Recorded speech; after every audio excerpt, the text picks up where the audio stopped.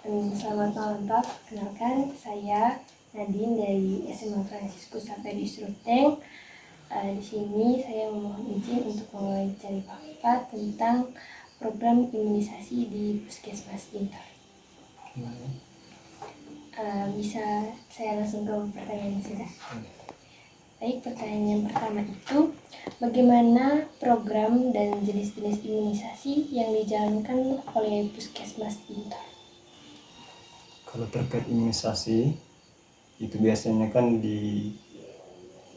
dijalankan tiap bulan itu, tapi tergantung umur anaknya. Kalau anaknya itu biasanya itu dari 0 bulan itu biasanya diberikan HB0 ini untuk mencegah itu, salah satunya itu penyakit hepatitis. Nah, terus yang berikutnya itu ada istilahnya vaksin BCG sama polio. Itu biasanya itu diberikan pada 1 bulan pertama. Itu pas dari lahir, itu pas umur 1 bulan itu baru diberikan vaksin polio dengan BCG. Terus untuk bulan berikutnya nanti itu untuk bulan keduanya itu tetap dikasih DPT, HB sama polio. Terus pada umur 3 bulan itu dikasih DPT lagi, HB2 sama polio 3. Terus bulan keempat juga sama, DPT, HB sama polio. Itu biasanya ada tambahan lagi, itu namanya IPV. Terus pada saat umur 9 bulan itu baru dikasih campak gitu. Terus umur 18 sampai 24 bulan campak juga dikasih DPT dengan HB. Untuk kelas 1 SD, kelas 1, kelas 2 dengan kelas 5 itu biasanya dikasih vaksin DT itu, dan DT dan TD itu. Terus kelas 2 sama 5 juga sama gitu, kasih vaksin DT dan TD. Kalau untuk apa itu, untuk polio itu biasanya untuk mencegah penyakit infeksi yang disebabkan oleh virus polio. Itu yang biasanya kalau melihat ada yang lumpuh itu pas umur ya injak dewasa muda lah, itu kebanyakan ada yang lumpuh. Itu karena ini hanya mungkin saja, ini hanya mungkin tidak diberikan vaksin polio pada saat umur anak-anak lah. Itu biasanya kan di bawah 5 tahun kan.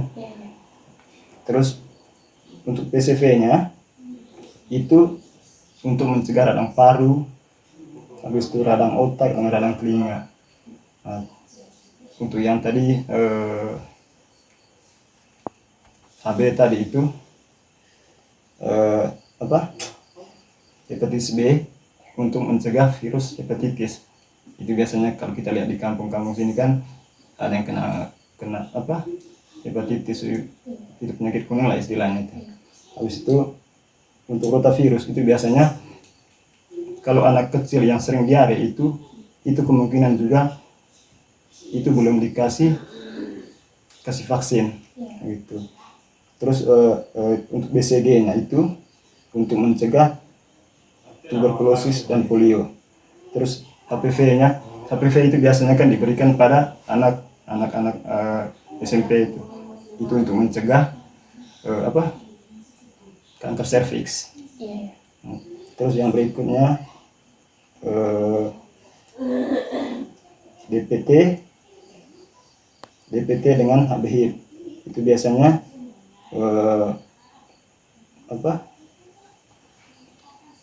untuk mencegah hepatitis B, meningitis dan pneumonia.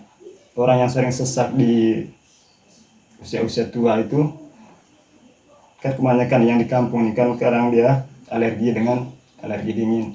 Habis itu ada juga yang kena istilahnya itu kan itu yang kena penyakit paru-paru itu. Ada kala itu kan itu pada saat umur masih kecilnya mereka itu karena tidak ada vaksin gitu. Ada lagi?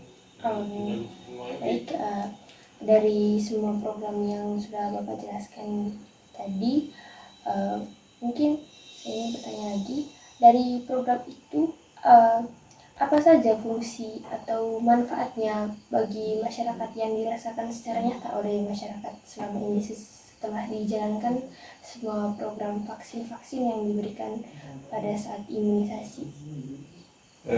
Intinya kalau vaksin itu sebenarnya kan untuk pencegahan. Nah, untuk pencegahannya itu kan tadi kan itu ada dari polio, terus hepatitis, terus campak, apalagi yang lain itu.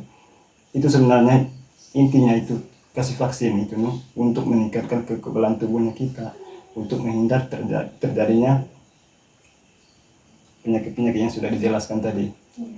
Itu dasarnya, itu kasih vaksin. Artinya imunnya dia nanti kuat.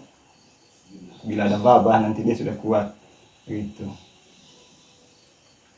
Berarti vaksin yang didapatkan pada saat anak-anak melakukan imunisasi pada umur setelah dilahirkan sampai sekitaran umur kelas 5 SD itu sangat berperan penting bagi kekebalan tubuh. Iya, itu benar. Karena kalau tidak dikasih ambil contoh orang yang baru lahir itu biasanya pas dia habis melahirkan itu langsung dikasih vaksin. Intinya dia itu H0, hari pertama kelahiran. Ini hari yang sama itu diberikan 0 sampai 24 jam pertama. Itu tidak boleh lewat 1 hari. Berarti kemungkinannya anak-anak yang di umur-umur yang masih kecil itu mengalami banyak sekali penyakit. Berarti waktu mereka masih bayi itu mereka belum mendapatkan 100% vaksin yang harus dikhususkan untuk mereka dapatkan pada saat umur seperti itu. Kalau itu tergantung ada tidak untuk stok dia punya di puskesmas. Kalau memang itu dari dinas itu tidak ada stok vaksin, itu nanti ditunda lagi di bulan berikutnya. Gitu. Karena yang kami alami di puskesmas Lintor ini kan ada kala dalam 1 bulan ini imunisasinya lengkap. Itu pas bulan berikutnya sudah tidak ada lagi. Akhirnya itu kan dipending ke bulan berikutnya. Begitu. Kan imunisasi bagi yang anak kecil kan dilakukan di kampung kan. Berarti yang SD itu kan dilakukan di sekolah. Iya, SD dilakukan di sekolah. Itu kan kami baginya per titik posyandu. Kalau yang umur bayi balita itu biasanya di titik posyandu. Kalau anak SD dengan SMP itu di sekolah masing-masing nanti. Tapi waktunya berbeda kan? Iya, ada jadwal khususnya tiap bulan. Gitu. Berarti yang SD juga setiap bulan? SD juga tidak tiap bulan, kan ada dia punya nanti. Ada rentang waktunya nanti.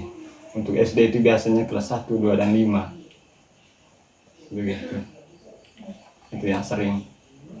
Mifa, terima kasih sudah mengizinkan saya wawancara pada malam hari ini. Ini saya sudah mendapatkan beberapa informasi. Saya mengucapkan terima kasih banyak sudah bersedia untuk diwawancara. Ya, sama-sama.